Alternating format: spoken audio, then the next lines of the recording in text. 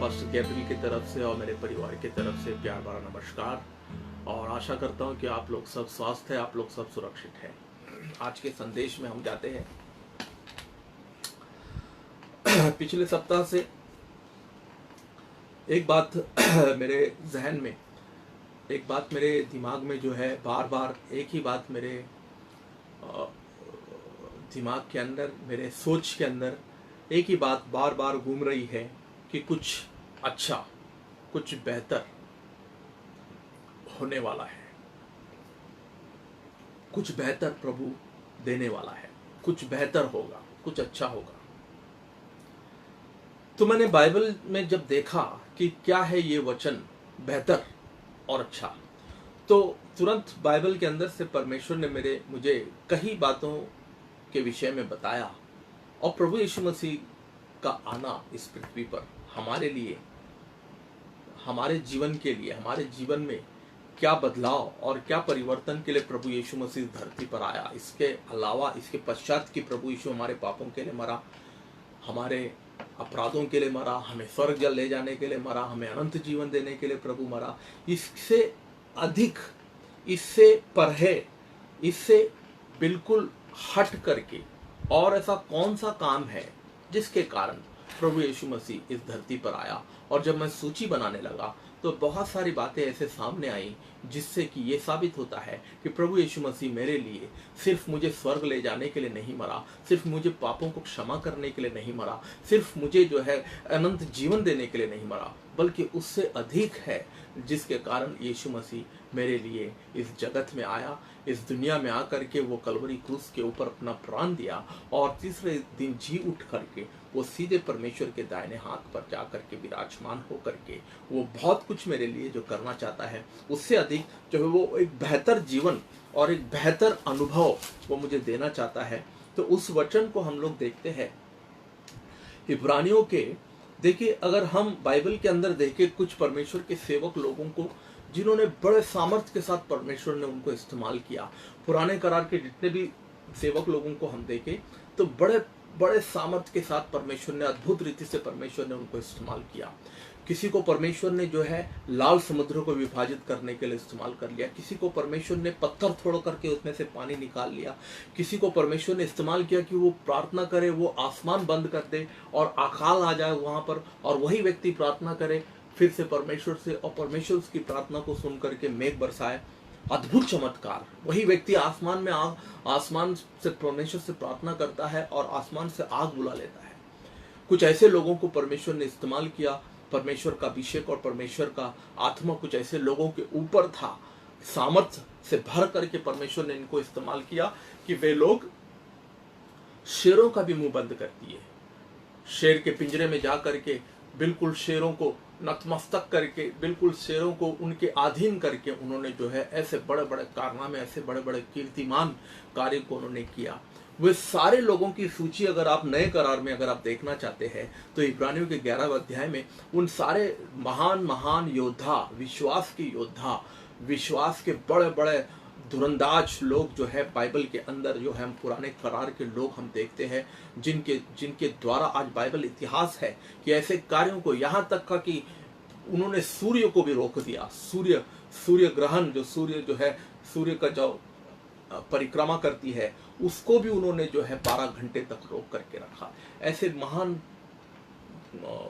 महान हस्तियों का लेखा बाइबल के अंदर अगर हम देखें तो वहां पर इब्रानियों के 11वें अध्याय के पहले अध्याय से ही, पहले वचन से ही शुरू होता है, पर उनका विवरण जो है, उनका उल्लेख जो है वह 4थे वचन से शुरू होता है कि विश्वास ही से आबिल ने कैन से उत्तम, फिर बाद में आनोक का विषय बताया गया है, फिर बाद में नूह का विषय बताया गया है, फिर बाद में उसके बाद अब्राहम का विषय बताया गया है, फिर इसहाक के बारे में बताया गया है, याकूब के बारे में बताया गया है, और फिर बाद में मूसा के बारे में बताया गया है।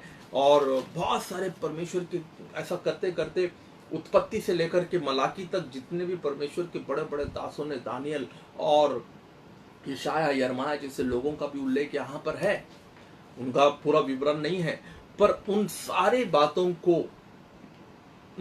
बातों को के पश्चात जब उनकी जो बायोग्राफी, यानी कि उनकी जो जीवन गाथा जब लिखने का समय आता है और उनकी जीवन गाथा लिखने के बाद अंत में देखिए क्या लिखा गया है उनके बारे में। बड़ा दिलचस्प और बड़ा ही रचनात्मक ये किस्सा हम यहाँ पर देखेंगे। अगर आपने गौर किया होगा या नहीं किया होगा मुझे नहीं पता है, पर अगर आप लोग गौर करोगे तो इब्रानियों के 11वें अध्याय में लिखा है कि उन्होंने बड़े बड़े काम किए, अद्भुत काम किए, सराहनीय और उल्लेखनीय और एकदम प्रशंसनीय काम उन्होंने किया है। पर 39वें वचन में लिखा गया है, 39 और 40 को पढ़ेंगे हम लोग। विश्वास ही के द्वारा इन सब के विषय में अच्छी गवाही दी गई। देखिए, विश्वास ही के द्वारा इन लोगों ने जो भी काम किया है वो सब विश्वास के द्वारा किया है। By faith they did everything. विश्वास के द्वारा उन्होंने लाल समुद्र को विभाजित किया। विश्वास के द्वारा पत्थर पर लाठी मार करके पानी उन्होंने वहां पर सींचा, और उसके बाद विश्वास के द्वारा उन्होंने आसमान रोक दी, विश्वास के द्वारा आसमान खोल दिया, विश्वास के द्वारा उन्होंने आग बरसाई, विश्वास के द्वारा उन्होंने शेरों को मुंह बंद कर दिया, विश्वास के द्वारा उन्होंने जो है शेरों को और भालुओं को फाड़ खाया। और उन सारी बातों के पश्चात यहाँ पर ऐसा लिखा हुआ है, विश्वास ही के द्वारा इन सब के विषय में अच्छी गवाही दी गई। तो भी उन्हें प्रतिज्ञा की हुई वस्तु न मिली। जो प्रतिज्ञा की हुई वस्तु जो थी, यानी कि ये सारे कामों को करने के बाद जो परमेश्वर की प्रतिज्ञा थी, वो उस समय में हम नहीं जानते कि क्या परमेश्वर की प्रतिज्ञा थी। जब ये लोग लाल समुद्र को विभाजित कर रहे थे, जब ये लोग शेरों का मुंह बंद कर रहे थे, जब ये लोग आसमान से आग बरसा रहे थे, जब इन्होंने आसमान को बंद करा दिया 3.5 वर्षों तक, तब उस समय में उनका जो प्रतिफल जो था, प्रतिज्ञा थी, वो प्रतिज्ञा क्या है वो तो हम नहीं जानते। प्रतिज्ञा यहाँ पर लिखा है कि प्रतिज्ञा की भी वस्तु उनको ना मिली। और उसके बाद 40वां पद बाइबल कहती है, क्योंकि परमेश्वर ने हमारे लिए पहले से एक उत्तम बात ठहराई कि वे हमारे बिना सिद्धता को ना पहुंचे। परमेश्वर ने हमारे लिए, अब देखिए हमारे लिए, बाइबल जब यहाँ पर बाइबल कहती है ना कि हमारे लिए, तो आप खास करके वहां पर अंडरलाइन करना। और अगर आपको बाइबल में लिखने की अगर आदत है, अगर बाइबल में अगर आप लाइन करते हो या कुछ लिखते हो, कुछ लोगों को बाइबल में लिखने की आदत अच्छा नहीं लगता उनको बाइबल में लिखना, वो लोग सिर्फ अंडरलाइन करते। कुछ लोग अंडरलाइन करते, लिखते भी है। अगर आपको लिखने की आदत है तो वहां पर आप अपना नाम जरूर लिखिए, ताकि आपको पता चले कि ये वचन जो है ये आज इस युग के विश्वासियों के लिए है। इस युग में प्रभु यीशु मसीह के आगमन से पहले जो लोग इस पृथ्वी के ऊपर जो विश्वासी जीवन जी रहे हैं उनके लिए है। और उनकी तुलना कहीं ना कहीं बाइबल जो है पुराने करार के, पुराने वाचे के उन परमेश्वर के महान दासों के साथ किया गया है, जिन्होंने आग बरसाई, जिन्होंने लाल समुद्र को विभाजित किया, जिन्होंने जो है आसमान बंद कर दिए, शेरों का मुंह बंद कर दिया, उनके साथ। अब अंतर क्या है देखिए, कृपया करके इब्रानियों का 11वां अध्याय और 12वां अध्याय के बीच में ब्रेक मत लगाइए। बहुत सारे लोगों को एक अध्याय पढ़ने का आदत है। अगर आप एक अध्याय पढ़ोगे और उसको बंद कर दोगे तो आपको इसका सारांश और इसकी गहराई जो है, इसका जो अर्थ है और इसका जो प्रकाशन है वो आप वंचित रह जाओगे, आपको नहीं मिलेगा। तो मेरी ये रिक्वेस्ट है, आप भले ही एक अध्याय पढ़ते हो, पर इब्रानियों का 11वां अध्याय जब आता है तो आप एक अध्याय पढ़ करके बाइबल बंद मत करना, बल्कि उसको कंटिन्यू करना। 11 समाप्त होने के बाद 12 भी जरूर पढ़ना, ताकि आपको उसके पीछे छिपा हुआ जो परमेश्वर की प्रतिज्ञा है क्या है, और एक बेहतर और उत्तम वस्तु क्या है, और जो बेहतर और उत्तम बात और जो जीवन क्या है जो प्रभु हमें देना चाहता है, वो हम समझेंगे इसके अंदर। कि उत्तम बात ठहराए कि वे हमारे बिना सिद्धता को ना पहुंचे, यानी कि वे लोग इतनी बातों को करने के बावजूद, इतने बड़े बड़े कारनामों को और इतने बड़े बड़े कीर्तिमान कार्यों को करने के बावजूद वो लोग सिद्ध ना हुए, वे लोग सिद्ध नहीं ठहराए गए। उन्होंने वो उत्तम प्रतिज्ञा जो परमेश्वर ने रखी थी उनको नहीं मिला, बल्कि वो हमारे लिए रखा गया है। तो हमारे लिए वो उत्तम प्रतिज्ञा क्या है प्यारो, हमारे लिए ये उत्तम वस्तु क्या है? यदि आप 12वां अध्याय को पढ़ोगे तब आपको समझ में आएगा कि वो उत्तम प्रतिज्ञा परमेश्वर ने इस युग के लोगों के लिए, इस पीढ़ी के लोगों के लिए, नए वाचे के जो विश्वासी है, जो परमेश्वर के पवित्र आत्मा का बपतिस्मा पाए हुए लोग और परमेश्वर के अनुग्रह काल में जीने वाले लोगों के लिए परमेश्वर ने ये उपलब्ध किया है। वो प्रतिज्ञा और वो बेहतर जीवन क्या है, वो हम 12वां अध्याय के पहले वचन से लेकर के दूसरे वचन तक हम पढ़ेंगे। इस कारण जबकि गवाहों का ऐसा बड़ा बादल हमको घेरे हुए है, तो आओ हर एक रोकने वाली वस्तु और उलझाने वाले पाप को दूर करके वह दौड़ जिसमें हमने दौड़ना है, धीरज से दौड़े और विश्वास के कर्ता और सिद्ध करने वाले यीशु की ओर ताकते रहे, जिसने उस आनंद के लिए जो उसके आगे धरा था लज्जा की कुछ चिंता न करके क्रूस का दुख सहा और परमेश्वर के सिंहासन के दाहिने ओर जा बैठा। अब देखिए, ये तो ऊपर ऊपर से हम लोगों ने पढ़ लिया। अब ऊपर ऊपर से पढ़ने के बाद भी कई लोगों को उसका जो अर्थ है, उसका जो सारांश है, वो समझ में नहीं आता है। पर यहाँ पर अगर हम देखें 12वां अध्याय के ये 2 वचनों को अगर हम पढ़े, तो इसमें ये बात जो साबित होती है कि जो पुराने करार के जो महान और बड़े बड़े जो योद्धा थे, उन्होंने जो प्रतिज्ञा नहीं पाई। क्यों नहीं पाई उन्होंने प्रतिज्ञा? क्योंकि उनके पास जो है प्रतिज्ञा पाने वाली वस्तु उनके पास नहीं थी। प्रतिज्ञा को हाँ, उनके पास सामर्थ्य जरूर था। आग को बुलाने का सामर्थ्य, शेरों के मुंह को बंद करने का सामर्थ्य, शेरों को फाड़ देने का सामर्थ्य, जैसे सिमसोन के पद, क्योंकि पवित्र आत्मा का सामर्थ्य उनके ऊपर था, पवित्र आत्मा उनको दिया गया था। पर एक फर्क है प्यारो, पुराने करार के पवित्र आत्मा के आगमन में और नए करार के पिंतीकोस के बाद के पवित्र आत्मा के आगमन में एक बहुत बड़ा अंतराल है, बहुत जमीन और आसमान का फर्क है। जानते हो फर्क क्या है? कि पुराने करार में आप लोग सब जानते होंगे कि पवित्र आत्मा जो बड़े बड़े सेवकों के ऊपर, बड़े बड़े भविष्यवक्ताओं के ऊपर, बड़े बड़े विश्वास के योद्धाओं के ऊपर सिर्फ पवित्र आत्मा उतरा करता था, पवित्र आत्मा उनके भीतर नहीं समाया था। पर आज नए वाचे में पिंतीकोस के बाद जो हम विश्वासी जो है, हम जो बेहतर लोग, बेहतर कार्यों के लिए और बेहतर प्रतिज्ञाओं को प्राप्त करने के लिए और अनुभव करने के लिए जिन्हें बुलाया गया है, उनके पास कुछ ऐसी व्यवस्था परमेश्वर ने उनको दी है कि पवित्र आत्मा हमारे ऊपर नहीं बल्कि पवित्र आत्मा हमारे भीतर निवास करता है। वो भीतर होकर के काम करता है। वो ऊपर ऊपर से कुछ क्षण भर के लिए, कुछ समय के लिए और कुछ घंटों के लिए आकर के फिर बाद में मेहमान के सम्मान आना और चले जाने वाला पवित्र आत्मा नहीं है, बल्कि आज नए करार के अंदर पेंटिकोस के दिन के बाद यदि हम देखें तो पवित्र आत्मा जो मेरे अंदर निवास करती है वो सदाकाल के लिए निवास करती है, सदैव के लिए, हमेशा हमेशा के लिए पवित्र आत्मा मेरे भीतर रह करके मुझसे कार्य कराती है। इसीलिए, और दूसरी बात, पुराने करार के लोगों के पास आप जानते हो बहुत उन्होंने बड़े बड़े काम किए होंगे, पर उन्होंने ऐसा जीवन नहीं जिया। उनका जीवन जो है बिल्कुल विपरीत जीवन था। उनका जीवन जो है, उन्होंने भले ही बड़े बड़े कौशल और बड़े बड़े जो है निपुण काम किए उन्होंने, पर उनका जो जीवन था वो नए करार का जो परमेश्वर के सेवक लोग हैं और प्रेरित लोग हैं, यीशु मसीह से लेकर के बाकी के जितने भी प्रेरित लोग हैं, उनके जीवन से और उनके जीवन शैली से अगर हम पुराने करार के लोगों के जीवन शैली को अगर हम जोड़े तो बहुत बड़ा अंतर है प्यारो।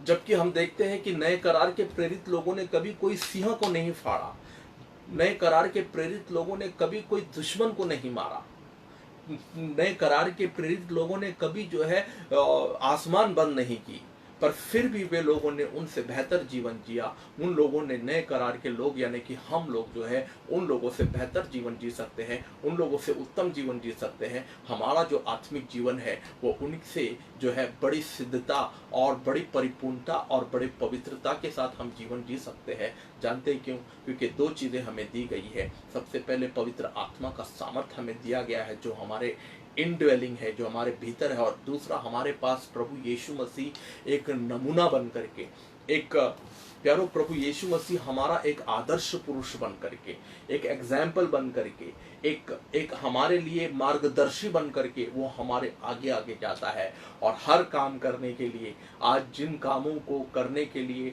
जिन परीक्षाओं से हम गुजर रहे हैं, जिन बड़े कठिनाइयों से हम गुजर रहे हैं, जिन बड़े यातनाओं से और कष्टों से हम गुजर रहे हैं प्यारो, हमारे पास भरोसा है, हमारे पास विश्वास है कि वैसे ही उन्हीं कठिन परिस्थितियों से मेरा प्रभु यीशु मसीह भी आगे गया।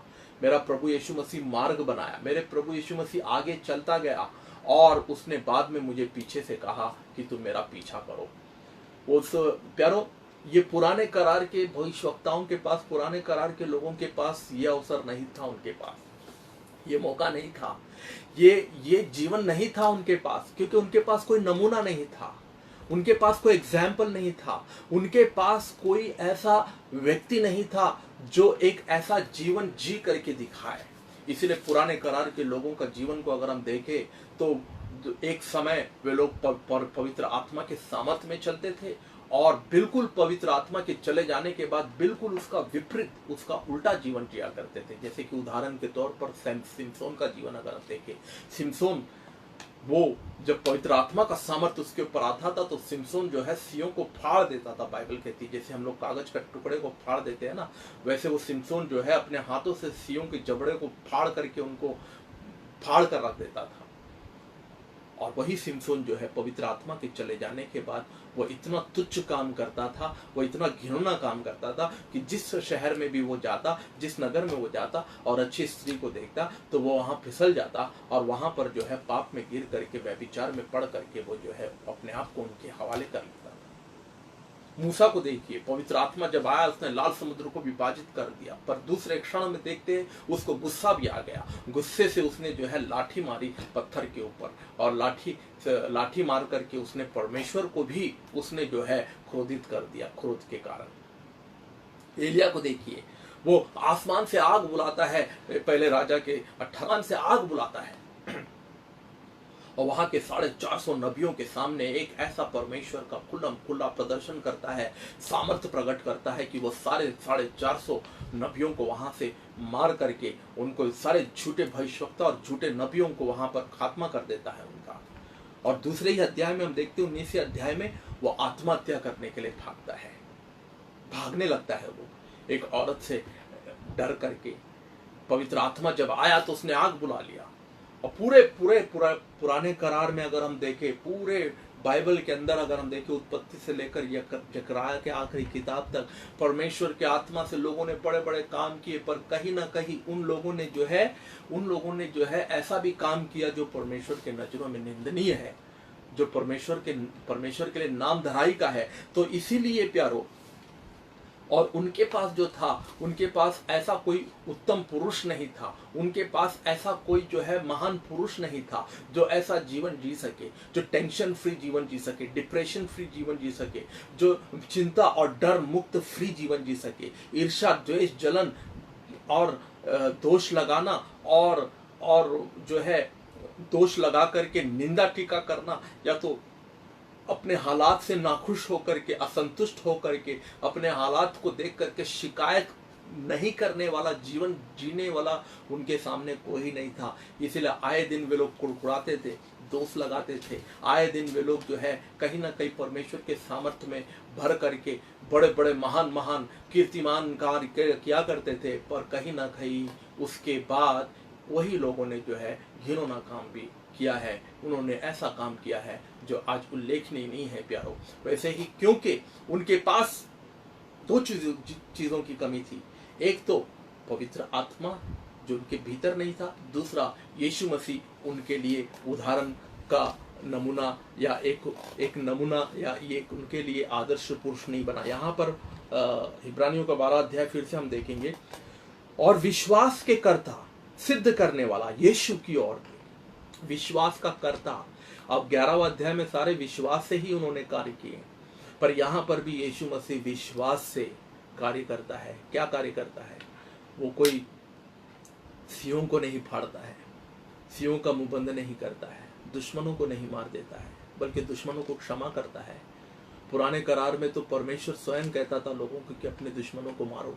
अब पुराने करार में लोग जो है, पुराने करार के लोग जो है दुश्मनों को मार करके शांति पाते थे, दुश्मनों को मार करके वे लोग खुशी मनाते थे।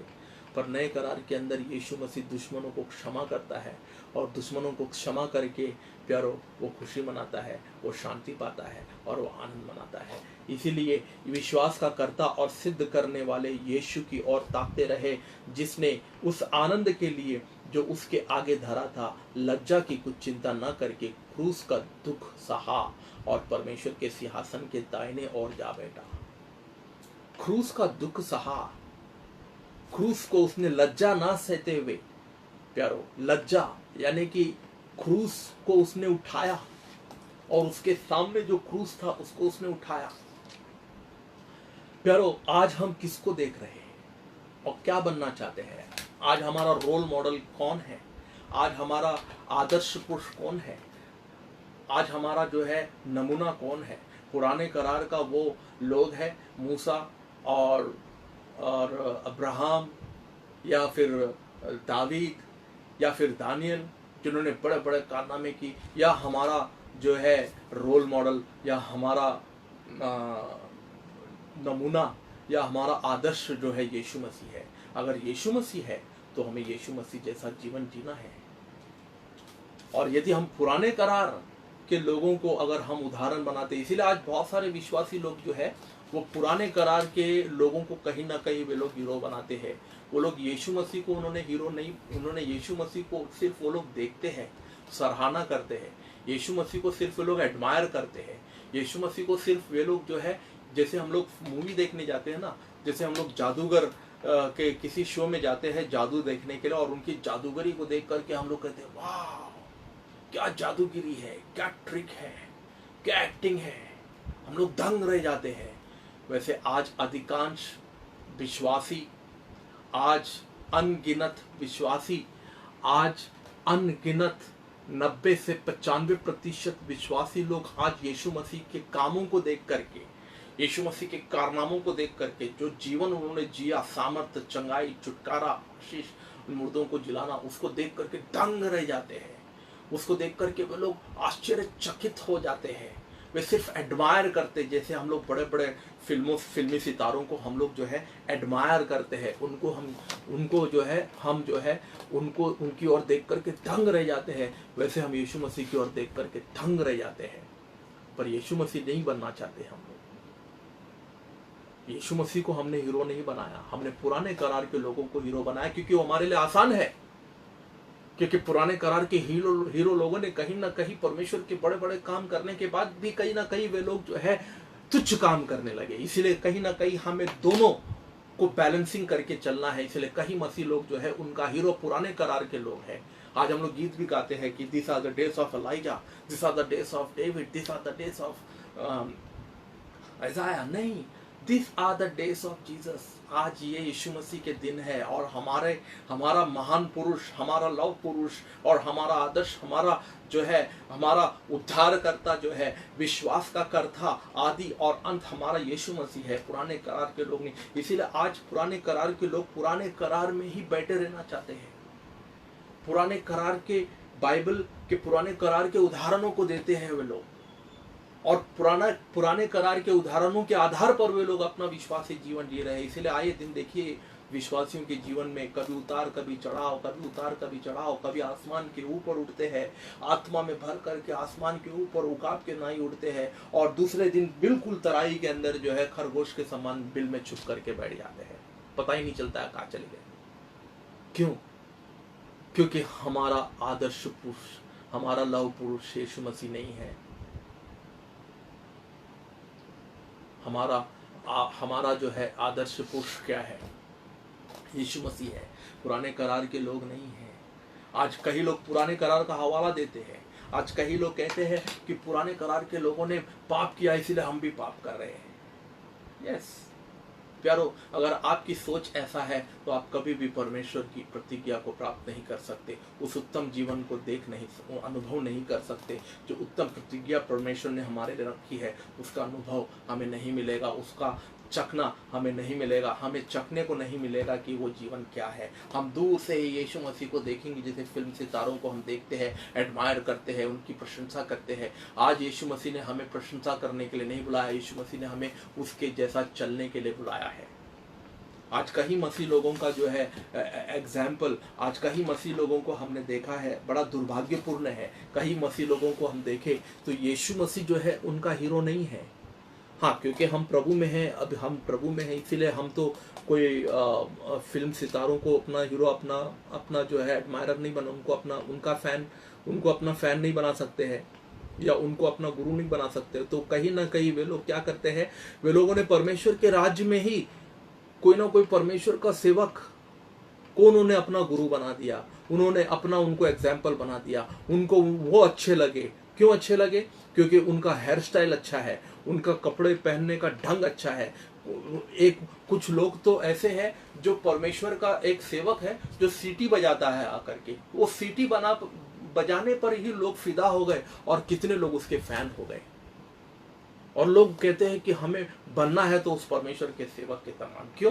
क्योंकि वो सीटी बजाता है और लोगों को जो है उसकी सीटी बजाना बहुत अच्छा लगता है, तो लोग उसके फैन होते हैं। ऐसे भरे पड़े हैं हमारे विश्वासी जगत के अंदर।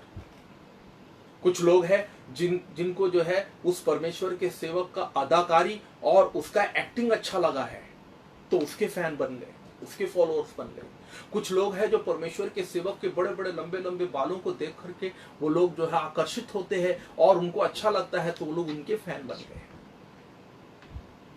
श्रापित है मनुष्य जो मनुष्य पर भरोसा करता है, बाइबल कहती है। हम जो है पुराने करार के लोगों को हम अपना नमूना बनाते हैं और पुराने करार जैसा ही जीवन हम जीते हैं।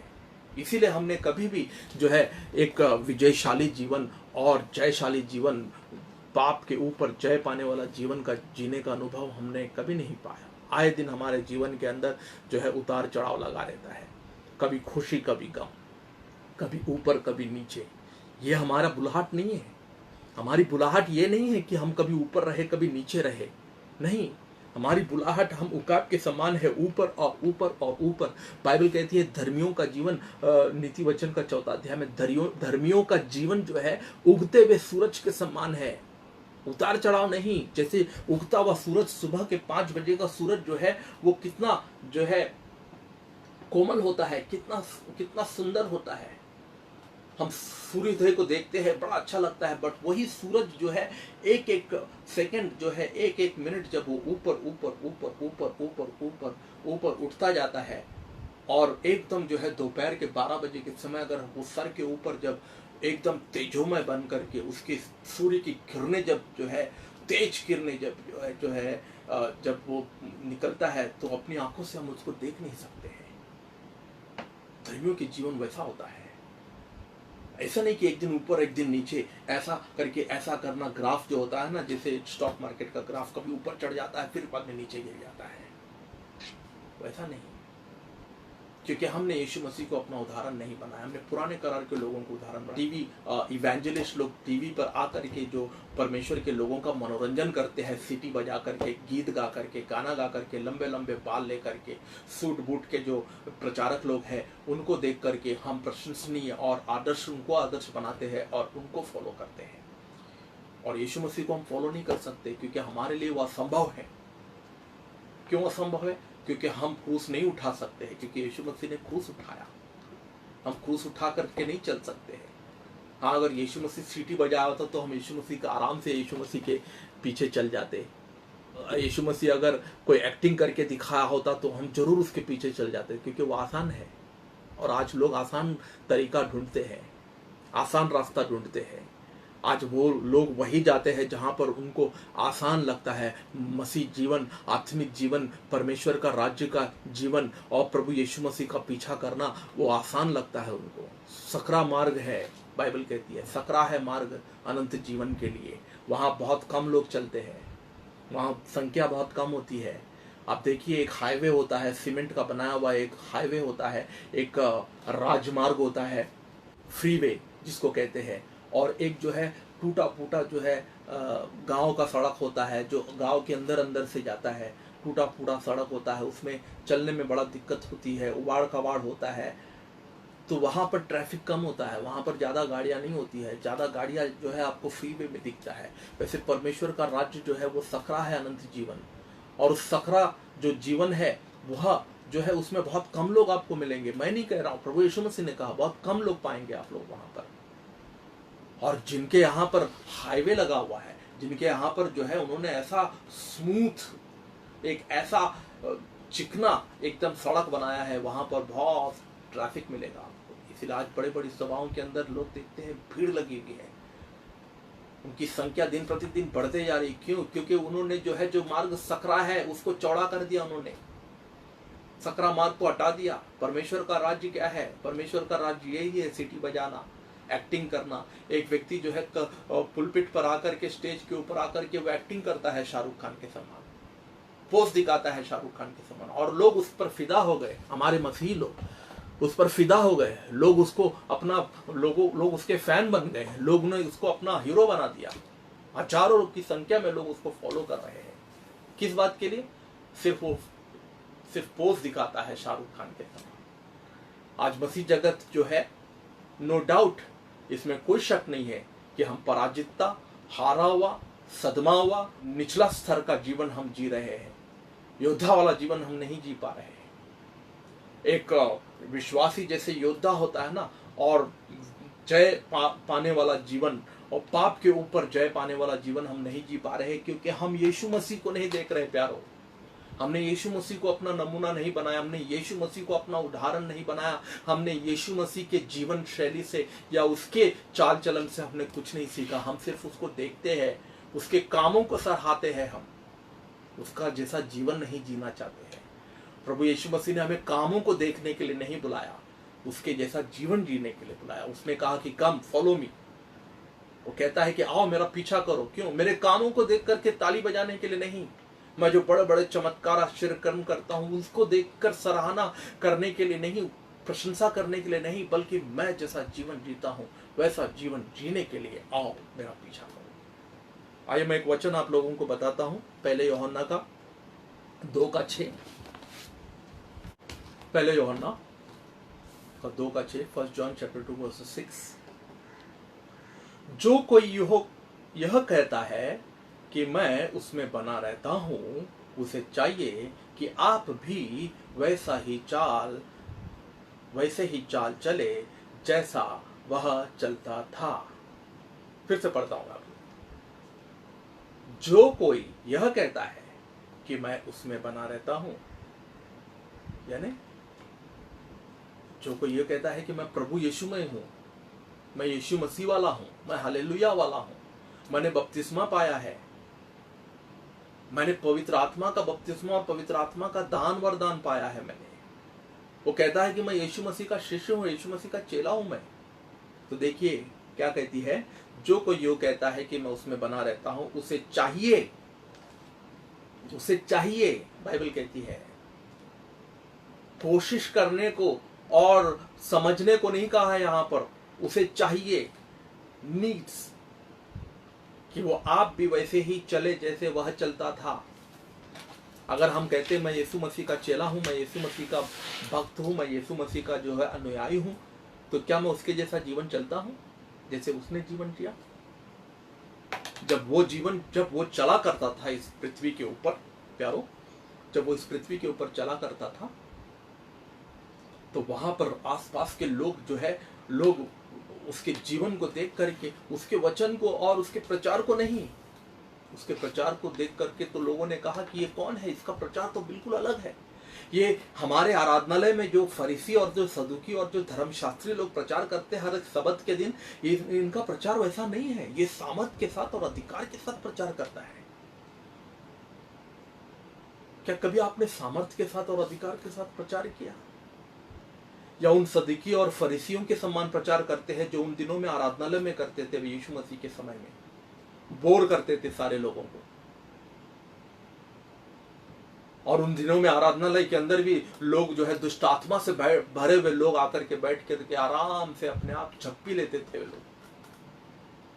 जैसे आज हमारी कलीसियाओं के अंदर दुष्ट आत्मा से भरे हुए लोग आराम से आकर के झप्पी लेते हैं, उनको कोई फर्क नहीं पड़ता है। पर जहां यीशु मसीह आता था, यीशु मसीह जहां चलता था, वहां दूर दूर से लोग जो है दुष्ट आत्माएं देख करके दौड़ती थी, दुष्ट आत्माएं देख करके चिल्लाती थी, दुष्ट आत्माएं कहती थी कि ये नासरी तू यहाँ क्यों आया है हमें बर्बाद करने के लिए, यहाँ क्यों आया है तू हमें हमें तबाह करने के लिए, तू समय से पहले क्यों आया है। वो लोग चिल्लाते थे। दूर से जब यीशु मसीह गरासिन के जो नदी, गरासिन का जो नदी है वो पार करके जब आने लगा, जो दूर से ही दुष्ट आत्मा से पीड़ित एक व्यक्ति, उसके अंदर दुष्ट आत्माओं की सेना थी।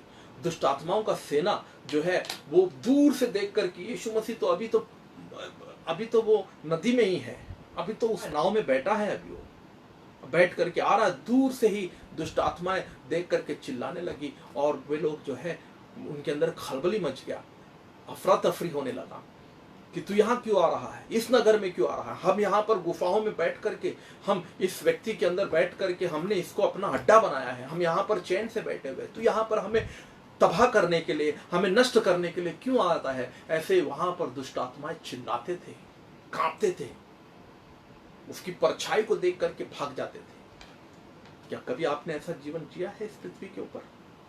बाइबल कहती है कि जो कहता है कि मैं यीशु मसीह का शिष्य हूँ, यीशु मसीह का अनुयायी हूँ, उसको चाहिए कि वो ऐसा जीवन जिए। क्या आपने कभी ऐसा जीवन जिया है कि आप चलते हो रास्ते में और दुष्ट आत्मा दूर से जो है देख करके कहती है कि अरे बाप रे, ये हमारे नगर में क्यों आ गया? क्या कभी दुष्ट आत्मा ने ऐसी गवाही दी है कि ये परमेश्वर का दास हमारे नगर में क्यों आ गया हमें बर्बाद करने के लिए? या आपके आने से और आपके जाने से दुष्ट आत्मा को कोई फर्क नहीं पड़ती है? जैसे आज कई मसीहों के आने से और मसीहों के जाने से दुष्ट आत्मा को कोई फर्क नहीं पड़ती है। वो दुष्ट आत्मा कहता है, अरे मुझे पता है ये कौन है, मैं तो यीशु मसीह को जानता हूँ, मैं तो पौलुस को जानता हूँ, मैं तो इसको भी जानता हूँ, ये क्या करता है, आए दिन फोन के अंदर क्या देखता है, कंप्यूटर के अंदर क्या देखता है, आए दिन घर के अंदर अपने पत्नी का सर फोड़ता है, गाली गलौज करता है, नमक को लेकर के, मसाले को लेकर के, चीनी को लेकर के, दाल को लेकर के, चावल को लेकर के, आए दिन घर के अंदर जो है महाभारत छिड़ जाता है। और यही व्यक्ति इतवार के दिन जो है कलीसिया के अंदर आकर के पुलपिट पर खड़े होकर के अपने आप को इतना बड़ा धर्मी और अपने आप को इतना बड़ा जो है आत्मिक जन साबित करता है, लोगों के सामने, लोगों के आंखों में धूल झोंकता है। मैं तो इसको जानता हूँ, इसके आने से क्या फर्क पड़ता है, ये आए जाए, आया राम गया राम, उसको कोई फर्क नहीं पड़ता है। पर यीशु मसीह जैसा व्यक्ति, अभिषिक्त परमेश्वर का दास, जिसके अंदर पवित्र आत्मा का सामर्थ्य है, जो पवित्र आत्मा के परमेश्वर के भय में जीता है, परमेश्वर के डर में जीता है, ऐसे व्यक्ति को दूर से देखते ही शैतान कांपने लगता है। प्यारो, आप जब इस पृथ्वी पर चलते हो तो आप भाग रहे हो शैतान को देख करके, या शैतान आपको देख करके भाग रहा है? अनुमान लगाइए किस प्रकार का जीवन, क्या उत्तम जीवन हमने पाया है? क्या दूर से हमने हमेशा देखा है, दो प्रकार के विश्वासियों को हमने देखा है परमेश्वर के राज्य में। एक विश्वासी जो शैतान को देख करके भागता है, जैसे सौल और उसकी सेना, दूर से जब वे लोग गोलियात को देखते थे, गोलियात जब उनको ललकारता था, गोलियात जब अपने तंबू से बाहर निकलता था, ललकारता था, तो दूर से वे लोग जो है देख करके उसकी ललकार को सुन करके भाग जाते थे। एक विश्वासी है जो शैतान को देखता है, शैतान के कामों को देखता है और वो भाग जाता है।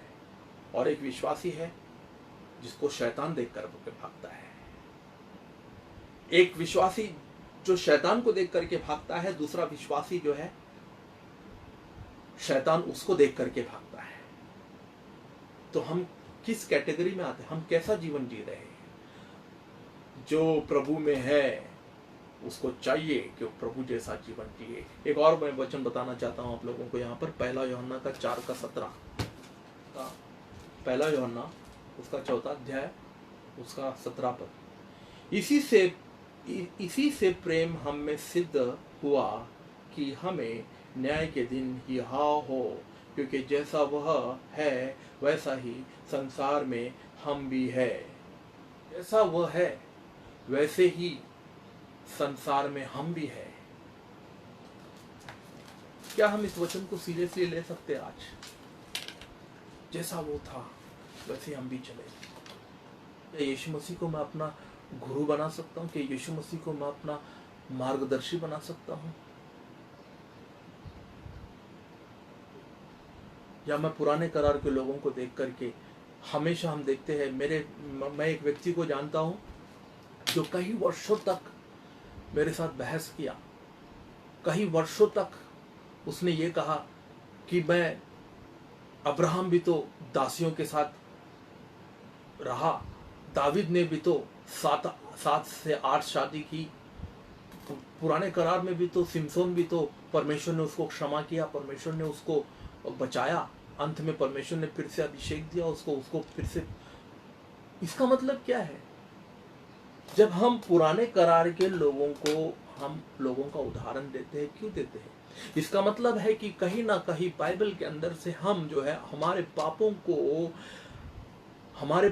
को और उत्तेजित करने के लिए, पापमय जीवन जीने के लिए, पाप में लिप्त रहने के लिए, पाप की अभिलाषाओं में पड़े रहने के लिए भी कहीं ना कहीं परमेश्वर के कुछ लोग हैं जो पुराने करार के लोगों का उदाहरण लेकर के वे लोग पुराने करार के सेवकों का हवाला देते हैं।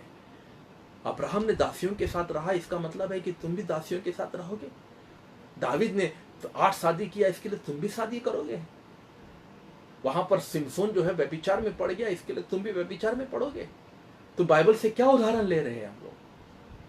और कई ऐसे मसीही लोग हैं जो बाइबल के अंदर से सिर्फ जो है अपने वास्ता के लिए, अपने सहूलियत के लिए, अपनी इच्छाओं को पूर्ति करने के लिए, अपनी लालसाओं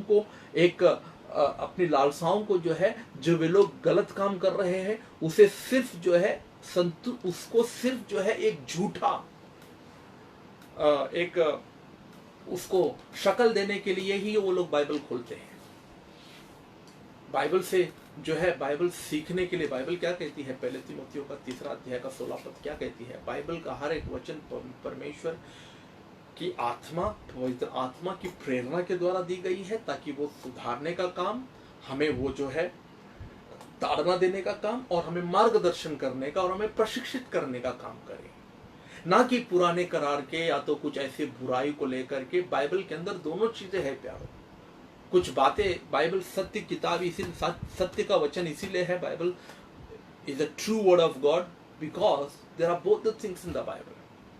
दोनों वचन है, एक बुरे कारनामे भी है, उन लोगों ने जो बुराई किया है वो भी है, और जो काम अच्छे है वो भी है। ये चॉइस हमारा है कि हम बाइबल को क्यों खोलते हैं, हम बाइबल के वचनों में क्या ढूंढते हैं, हम बाइबल को हमारे पर्सनल बुक के हिसाब से हम उसको यूज करते हैं, या हम बाइबल को जो है हमारे पापों में पड़े रहने के लिए, और पापों के अंदर और भी उसको जो है पाप को और भी लुप्त रहने के लिए उसके अंदर, जैसे कि सांप होता है ना, पिटारे के अंदर इसे छुप करके बैठता है, और जब उसको भूख लगती है तब वो जो है वो फन फैलाता है, पर वो पिटारे के अंदर ही है। और पिटारे के अंदर सपेरा क्या करता है कि जब तक उसके ऊपर ढक्कन रख देता है, कि जब तक ढक्कन है तब तक सांप अंदर है। फिर जब उसको भूख लगती है, जब उसको प्यास लगती है, फिर वो फन फैलाता है, ढक्कन को हटा देता है। वैसे हमारे शरीर के अंदर पाप छिपा हुआ है, वो पाप पनप रहा है, उसको हमने पिटारा खाली नहीं किया। पिटारे के अंदर जो है सांप को हमने जो है पाल करके रखा, और जब भी हमारे अंदर जब पाप की अभिलाषा उत्पन्न होती है, पाप जब हम करते हैं, पाप में गिर जाते हैं, तो उस पाप से क्षमा मांगने के बजाय उस पाप के ऊपर जो है प्रायश्चित करके, पश्चाताप करके, उसे बाहर निकलने के बजाय, पाप के गुनाहों को कबूल करके, उसे प्रायश्चित करके, उसे प्रभु यीशु मसीह का लहू लेकर के शुद्ध होकर के एक पवित्र जीवन जीने के बजाय, हम जो है वापस उन्हीं वचनों को लेकर के हम इस बात को अपने आप को समझाने की कोशिश करते हैं कि नहीं, बाइबल में तो ये लिखा है, एक व्यक्ति जो कई वर्षों तक मेरे साथ उसने बहस किया पर कभी उसने व्यभिचार नहीं छोड़ा। कई वर्षों तक उसने बाइबल को लेकर के बहस किया कि अब्राहम के भी दासी थे, दाविद के भी कहीं विवाह हुए थे, सिमसोन ने भी तो पाप में गिरा, मूसा को भी तो क्रोध आता था। आज कई मसीह लोग हैं, देखिए इसी बहानेबाजी में जी रहे हैं। मूसा को भी क्रोध आता था तो मुझे क्रोध आता है, तो क्या फर्क पड़ता है?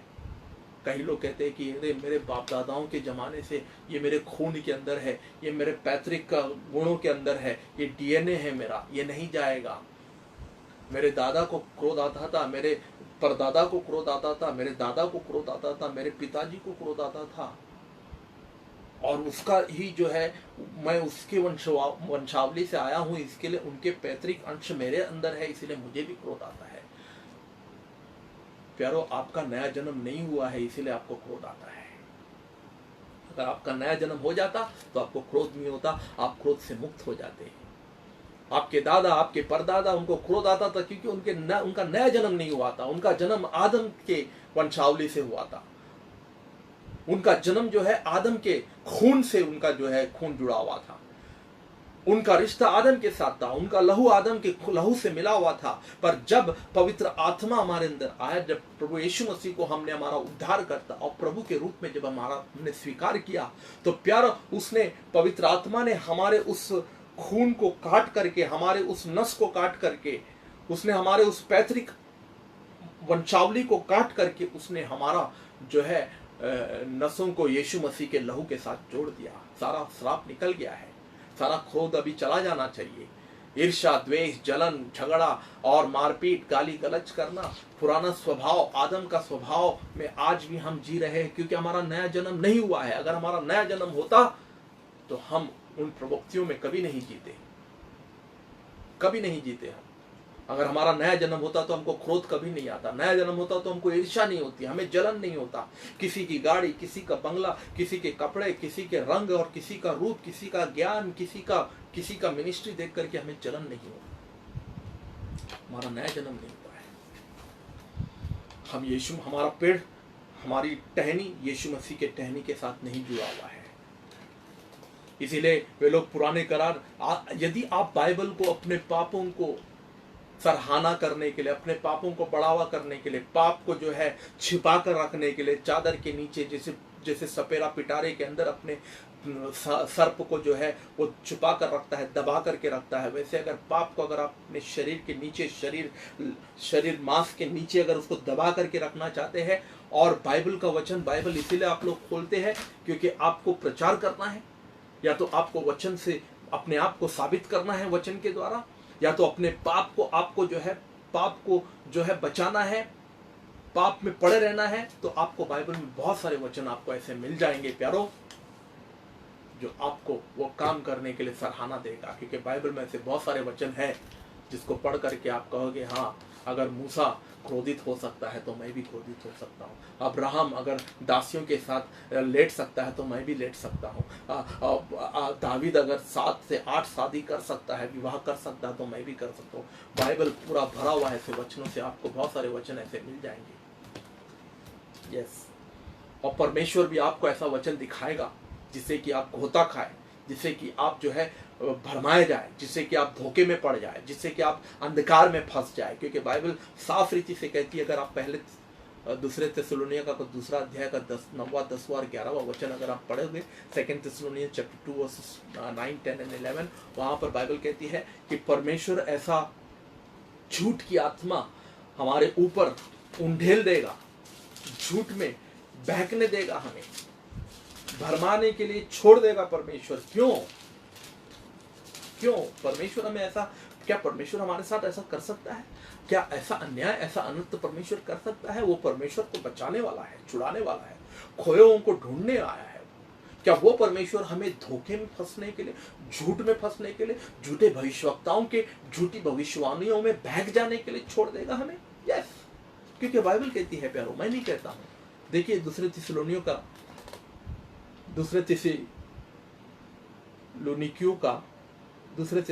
का 9वां अध्याय और 10वां अध्याय वचन, 9वां अध्याय और 10वां, दूसरे अध्याय का 9वां पद और 10वां और 11वां पद, उस अधर्मी का आना शैतान के कार्य के अनुसार सब प्रकार की झूठी सामर्थ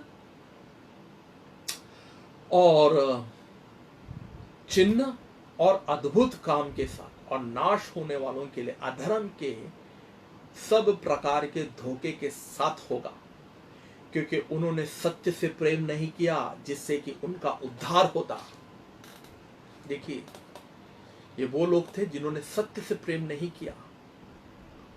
ये वो लोग थे जिनके पास परमेश्वर का वचन आया। परमेश्वर का वचन किसके लिए है? तुम्हें सुधारने के लिए, तुम्हें बदलने के लिए, तुम्हें प्रशिक्षित करने के लिए, और तुम्हें दूसरा तिमोथी का 3 अध्याय का 16 पद क्या कहती है? 2 तिमोथी चैप्टर 3 वर्स 16, संपूर्ण पवित्र शास्त्र परमेश्वर की प्रेरणा से रचा गया है और उपदेश और समझाने और सुधारने और धार्मिकता की शिक्षा के लिए लाभदायक है, ताकि परमेश्वर का जन सिद्ध बने और हर भले काम के लिए तत्पर हो जाए। देखिए, बाइबल का हर एक वचन आपकी प्रेरणा के लिए है, उपदेश के लिए है, समझाने के लिए है, सुधारने के लिए है। ये नहीं कि आप उस पाप में डूबे हुए हो, पाप में जी रहे हो, तो आपके पाप के ऊपर चादर डालने का काम नहीं करता है बाइबल। हम ऐसा चादर जरूर ढूंढते हैं बाइबल के अंदर से, ऐसा चादर हम ढूंढ कर लेकर आते हैं बाइबल के अंदर से।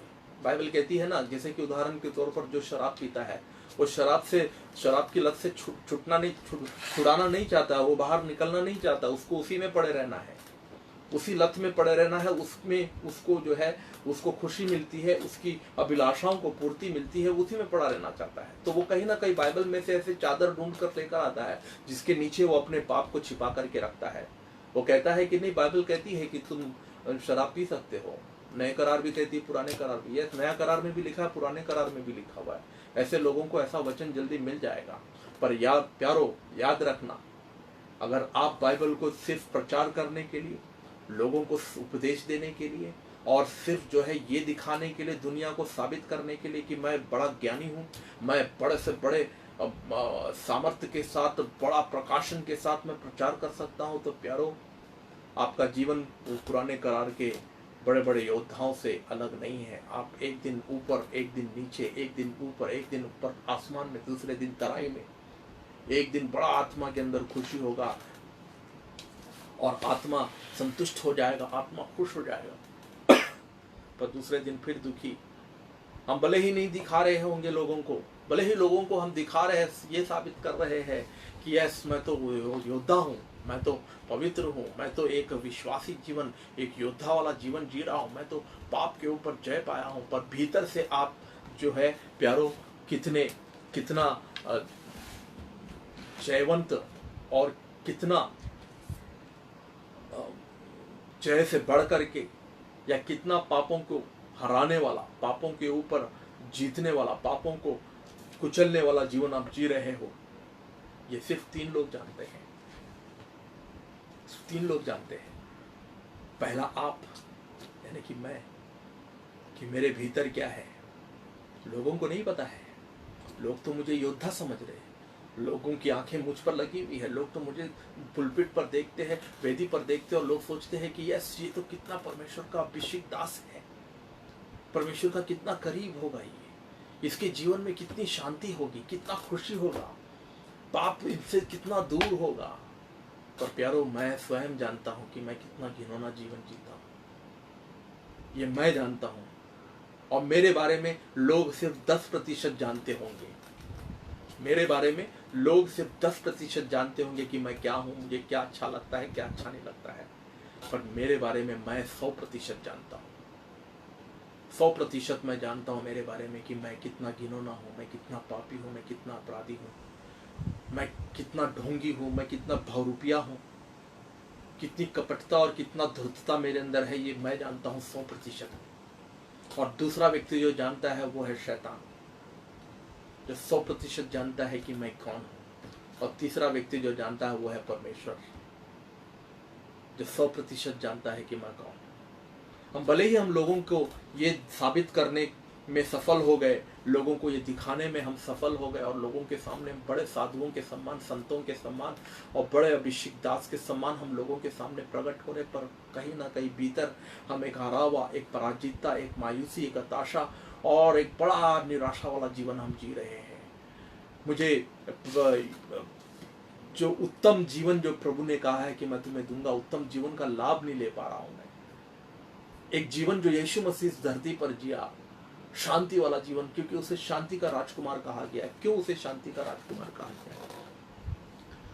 एक शांति वाला जीवन, उनका शांति दिखाने वाला शांति नहीं था, उनका आनंद दिखाने वाला आनंद नहीं था। जो आज काउंटरफिट, नकली, डुप्लीकेट आनंद जो हम दुनिया में आज मसीह लोगों के अंदर देखते हैं, जगत के अंदर, कलीसियाओं के अंदर, परमेश्वर के सेवक लोगों के अंदर और परमेश्वर के लोगों के अंदर एक नकली काउंटरफिट जॉय, पल भर का, थोड़े समय का दिखावा, सिर्फ दिखाने के लिए कि मैं बड़ा आनंदित हूं, मैं भीतर से बड़ा आनंद। तो कलीसिया से बाहर निकलने के बाद, घर में जाने के बाद वही मायूसी, वही निराशा, वही आए दिन चिंता, डर, भय, भविष्य को लेकर के, बिजनेस को लेकर के, कामकाज को लेकर के, ऑफिस को लेकर के, वही अविश्वासी के समान जीवन जीना, अविश्वासी से बदतर जीवन जीना। अविश्वासी जैसा चिंता करता है ना, सुबह शाम उठते ही जो है वो चिंता शुरू हो जाती है, उसकी मीटर शुरू हो जाता है उसका, मैं क्या खाऊंगा, मैं क्या पीऊंगा, कैसे होगा, कैसे चलेगा, कैसे नहीं चलेगा।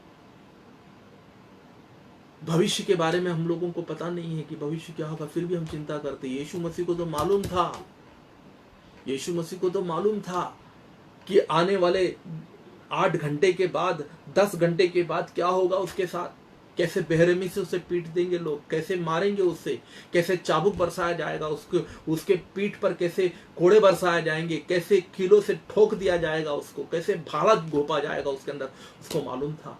फिर भी वो क्या कहता है जानते हो?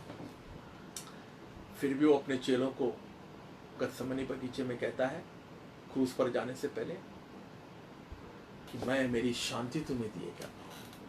वो शांति नहीं जो जगत तुम्हें देती है। जो जगत तुम्हें शांति देती है वो पल भर का शांति है, थोड़े समय का शांति है, वस्तु आधार शांति है, भौतिक वस्तुओं के आधार पर टिका हुआ शांति है। पर जो यीशु मसीह जो शांति देना चाहता है वो शांति नहीं है। मैं तुम्हें शांति, मैं ऐसी शांति देना चाहता हूं तुम्हें जो संसार तुम्हें नहीं दे सकती है। क्रूस पर जाने से पहले एक आनंद उमड़ रहा था उसके अंदर, एक खुशी। आप जानते हो क्रूस पर जाने से पहले यीशु मसीह ने आराधना की। कभी समय मिलेगा तो मैं आपको बताऊंगा ये बातें।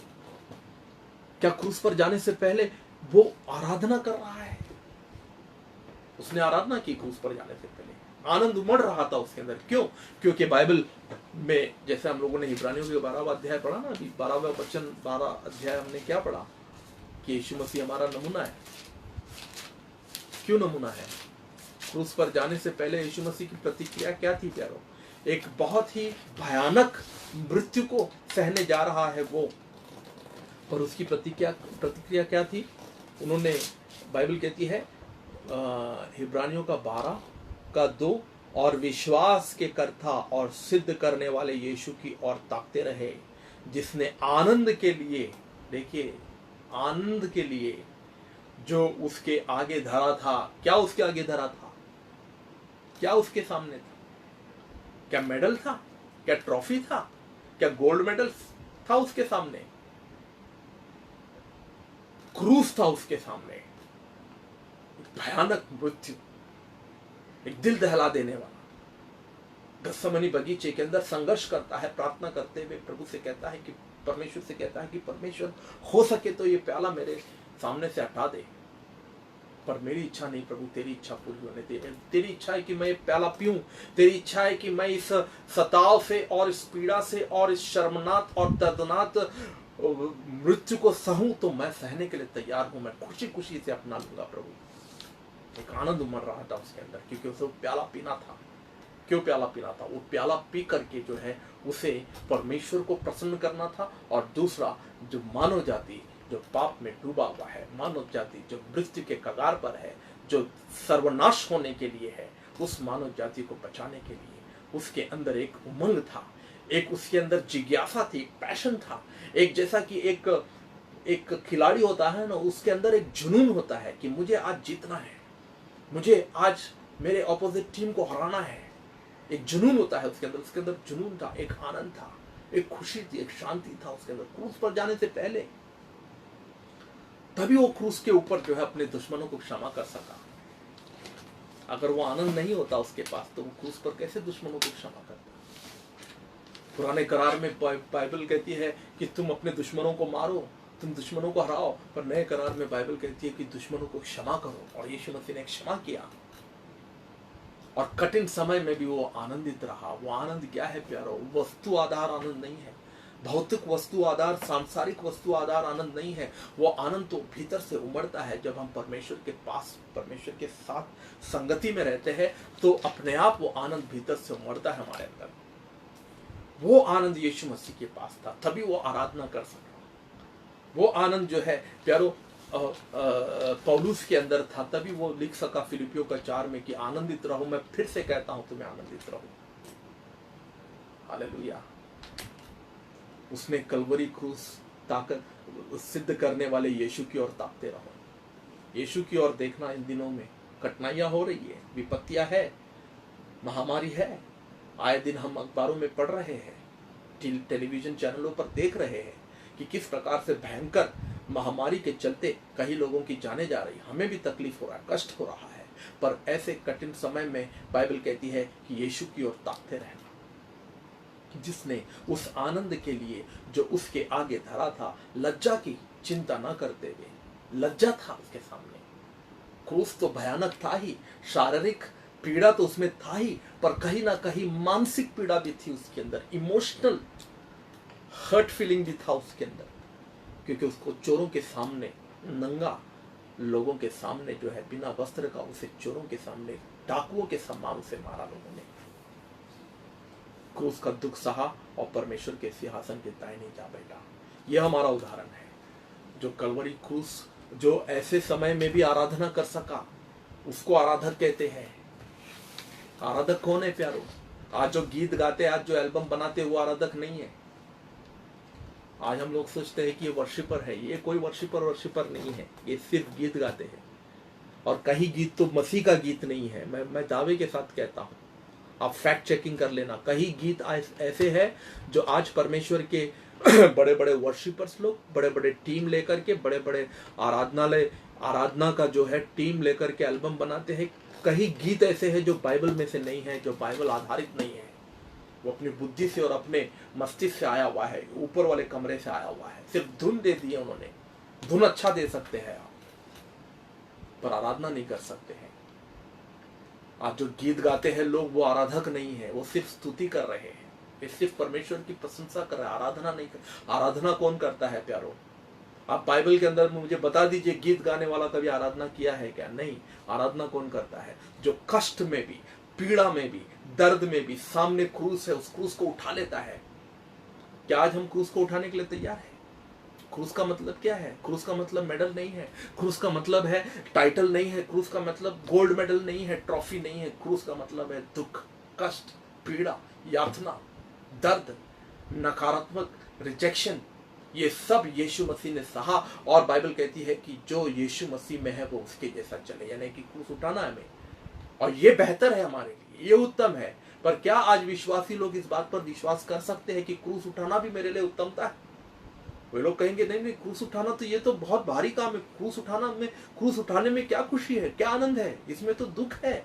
यस, उस दुख में ही, उस पीड़ा में, उस दुख में, उस यातना में और वो शोक में जो परमेश्वर की आराधना करता है, वो सच्चा आराधक है। गीत गाने वाला, ढोल बजाने वाला, गिटार के तारों को छेड़ने वाला आराधक नहीं है। वो कलाकार हो सकता है, वो कला का प्रदर्शन कर सकता है कलीसिया के अंदर, वो आराधक नहीं हो सकता। आराधक कौन है? आराधक वो है जो दुख के समय में, कठिन समय में, पीड़ा में अपने हाथों को उठा करके कहता है, हे प्रभु, तू है मेरे जीवन में तो सब कुछ है प्रभु। यस, तू है तो सब कुछ है प्रभु, तेरे सिवा कुछ नहीं है। देखिए, अय्यूब को बाइबल कहती है कि वो आराधक बना। कैसे? अय्यूब का अगर हम पहला अध्याय का 20वां वचन अगर हम पढ़ेंगे, वहां पर जाएंगे नहीं, बाइबल नहीं खोलेंगे क्योंकि हमारे पास इतना समय नहीं है। अय्यूब का पहला अध्याय का 20वां वचन बाइबल कहती है कि उसका जब सब कुछ लुट गया, सब कुछ बर्बाद हो गया, सब कुछ चला गया, उसका जो है घर द्वार खत्म हो गया, बीवी बच्चे चले गए, मृत्यु हो गई उनकी, उनका जो है प्रॉपर्टी भी चला गया, जमीन जायदाद चले गई, जब जानवर थे जानवर भी मिट गए, सब कुछ खत्म हो गया। उसके बाद अय्यूब ने क्या किया? तब अय्यूब उठा और भागा फाड़, सिर मुंडा करके भूमि पर गिरा और दंडवत करके कहा, मैं अपनी माँ के पेट से नंगा निकला और वही नंगा लौट जाऊंगा। यहोवा ने दिया और यहोवा ने लिया, यहोवा का नाम धन्य है। उसने आराधना की, दंडवत करके, नतमस्तक होकर के, सर झुका करके। जब कब कब? आराम से जो है स्टूडियो में बैठ कर के, आराम से जो है रिकॉर्डिंग कमरे के अंदर बैठ करके रिकॉर्डिंग करके, गीत गा करके, एयर कंडीशन कमरे में बैठ करके आराधना करना और नए नए पंक्ति लिखना, लाइन लिखना, ये आराधक नहीं है। जब सब कुछ बिगड़ गया, सब कुछ चला गया, घर द्वार चला गया, बच्चे चले गए, प्रॉपर्टी चला गया, जानवर मर गए, उसका महल गिर गया, उसका घर गिर गया, उसके बाद कपड़े फाड़ करके, अपने बालों को मुंडा करके, जो अपना सर जो है वो जमीन पर गिरा करके वो आराधना करता है और कहता है कि प्रभु तूने दिया और तूने लिया, प्रभु इसमें कौन सी बड़ी बात है, तू है तो सब कुछ है। क्या आज हमें ऐसा विश्वासी मिल सकता है प्यारों? तो सब कुछ समाप्त हो जाने के बाद भी कहे कि प्रभु तू है तो सब कुछ है, प्रभु सिर्फ तू चाहता हूं, सिर्फ तू चाहता हूं मैं, प्रभु तू है तो काफी है प्रभु। वो आराधक है जिसे पौलुस और सिलास बंदीगृह के अंदर, जेल खाने के अंदर, काल कोठरी के अंदर, हाथों में हथकड़ियां, पैरों में बेड़ियां, पूरे शरीर लहू लोहान हो चुका है, दांत टूटे हुए हैं, सर से खून बह रहा है। मार खाने के बाद, कोड़े खाने के बाद, काल कोठरी में जब उनको फेंक दिया गया, वहां पर जो है वे पौलुस और सिलास जो है आराधना कर रहे हैं, अपने हाथों को बजा बजा करके, अपने हथकड़ियों को बजा बजा करके उस बंदीगृह के अंदर, काल कोठरी के अंदर वो लोग आराधना कर रहे थे परमेश्वर। वो आराधक है, उसको कहते हैं आराधना। जैसे यीशु मसीह कलवरी क्रूस के ऊपर कहा कि प्रभु इन्हें क्षमा कर, ये लोग नहीं जानते हैं प्रभु कि क्या कर रहे हैं। वो है आराधना। जिसे अब्राहम ने अपने सेवकों से कहा कि तुम यहाँ पर नीचे खड़े रहो, मैं ऊपर जाता हूँ और आराधना करके आता हूँ। क्या आराधना है? ईसाक को वेदी पर, अपना इकलौता पुत्र, अपना इकलौता 100 साल की उम्र में जो बच्चा उसे दिया गया था, जो बच्चा वो भेंट के रूप में मिला उसे, उस बच्चे को भी वेदी पर चढ़ाने को कहा प्रभु ने, परमेश्वर ने।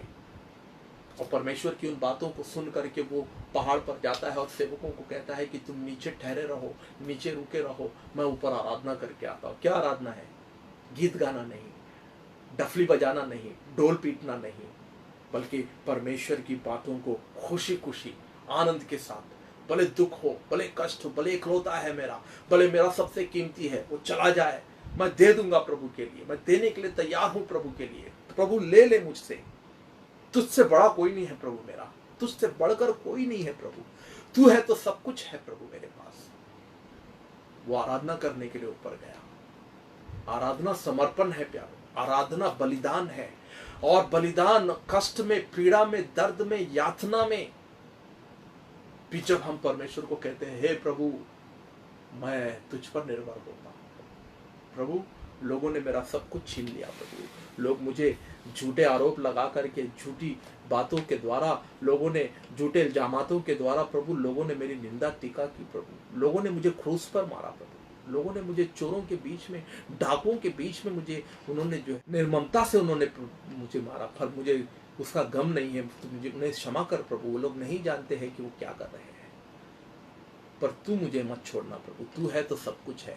वो आराधक है और वह जीवन प्रभु देना चाहता है आपको। वह जीवन, उत्तम और बेहतर जीवन आपके लिए प्रभु ने रखा है।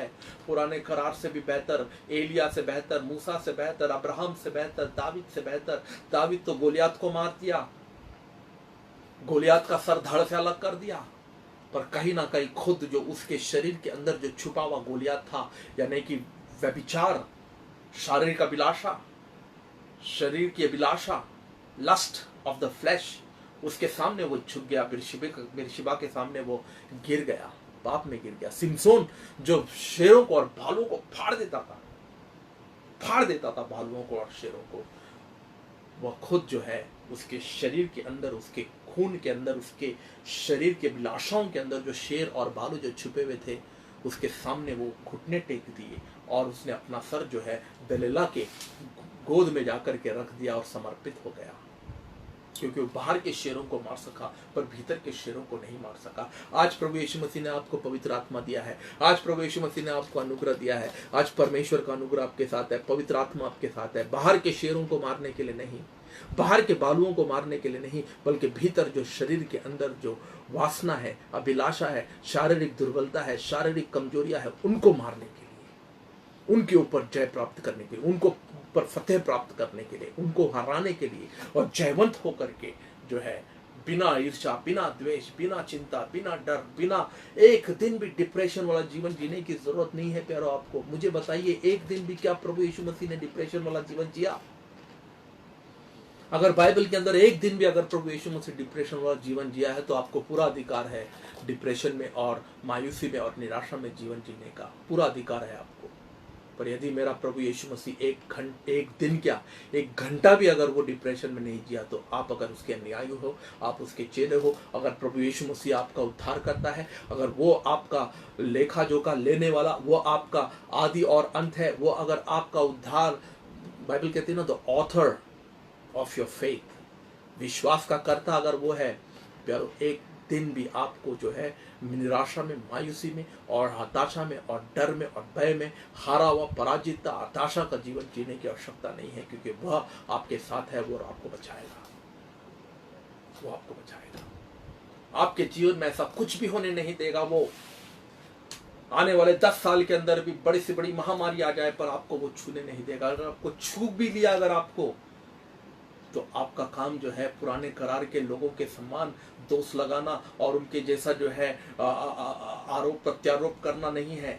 अगर कोई बड़ी मुश्किल आ भी जाती है हमारे ऊपर, तो प्यारा हम नए वाचे के लोग हैं। हमारा उदाहरण जो है पुराने करार के लोग नहीं है, जो दुश्मनों को मारने वाले लोग, हम दुश्मनों को क्षमा करने वाले लोग हैं। अगर ऐसे कठिन परिस्थिति में कोई बड़ी सी बड़ी बीमारी, रोग, महामारी भी आ जाए, आप कह सकते हो कि हाँ ये कहना बड़ा आसान है प्यारो, ब्रदर ये तो कहना बहुत आसान है, पर जिसके ऊपर पड़ती है ना उसी को समझ में आती है। यस, मैं मानता हूँ जिसके ऊपर पड़ती है उसी को। मैं ये नहीं कहता हूँ कि मैं बड़ा योद्धा हो गया हूँ, मैं ये नहीं कहता हूँ कि मैं बड़ा उस कगार पर आ गया हूँ, मैं उस बड़े पड़ाव पर आ गया हूँ जहाँ पर मैं बड़े से बड़े पत्तियों का सामना करूंगा और परमेश्वर डोंट नो। पर हम सिर्फ ये कह रहे हैं प्यारो कि हम यीशु मसीह को अपना उदाहरण बना करके देखिए, यीशु मसीह को अपना उद्धार करता, अपना नमूना बना, उसको अपना हीरो बनाएंगे। ये सीटी बजाने वाले, बाल बढ़ा करके चमत्कार और जादुई छड़ी चलाने वाले लोग, झूठी झूठी भविष्यवाणियां कर करके महंगे महंगे सूट पहनने वालों को अपना हीरो मत बनाइए। आप निराशा में रहोगे हमेशा। आपका जीवन ऐसे ही रहेगा, एक दिन ऊपर एक दिन नीचे, कभी ऊपर आसमान में तो कभी तराई में। यीशु मसीह को अपना हीरो बनाइए। वो ना सीटी बजाता है, ना शेरों को मारता है, ना वो शेरों का मुंह बंद करता है, ना आसमान से वो आग बुलाता है, पर अपने दुश्मनों को क्षमा करता है और लोगों को नया जीवन देता है। आप जीवन देने वाला बनिए प्यारो, जीवन लेने वाला मत बनिए। आशीष देने वाला बनिए, आशीष लेने वाला मत बनिए। दुश्मनों को क्षमा करने वाला बनिए, दुश्मनों को मारने वाला मत बनिए। प्रभु आपको आशीष दे। आप यीशु मसीह को अपना नमूना बनाए, वो बेहतर जीवन आपको जीना सिखाएगा। आइए प्रार्थना करते हैं। स्वर्गीय पिता, हम आपका धन्यवाद करते हैं प्रभु आज के दिन के लिए, सुंदर समय के लिए और इस वचन के लिए। ये वचन परमेश्वर देहधारी बन करके लोगों के हृदय के अंदर समाए और उनको आशीष मिलने पाए और उनका जीवन बदलता जाए, उनका जीवन परिवर्तित हो प्रभु। वे पहले जैसे ना रहे, बल्कि जो उत्तम और बेहतर जीवन जो आपने परमेश्वर प्रभु, जो उन योद्धाओं को आपने प्रभु उनसे आपने वंचित रखा, जो वो अनुभव नहीं कर पाए, जो पुराने करार के सारे विश्वास के योद्धा जो अनुभव नहीं कर पाए, जो एक ऐसा बेहतर जीवन, एक उत्तम जीवन प्रभु, एक सिद्ध करने वाला जीवन जो आपने हमारे लिए रखा प्रभु, उसका अनुभव हम करें और उस सिद्धता में हम आगे बढ़ता जाए। एक ऐसा जीवन प्रदान कर प्रभु, पवित्र आत्मा का सामर्थ्य हम पर होने पाए और अनुग्रह आपका हम पर होने पाए। यीशु के नाम से प्रार्थना हम पिता परमेश्वर से करते हैं, आमीन।